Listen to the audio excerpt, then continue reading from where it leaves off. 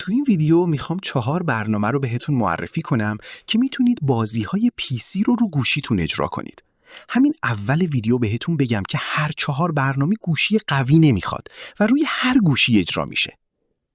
برنامه 4up Cloud Game هست که باهاش میتونید بازی‌هایی مثل Redemption 2 رو اجرا کنید.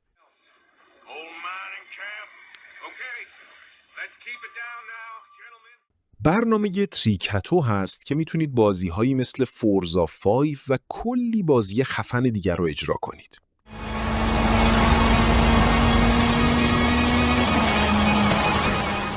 برنامه توچیکی هست که میتونید بازی‌هایی مثل GTA 5 و چیزهای دیگر رو اجرا کنید.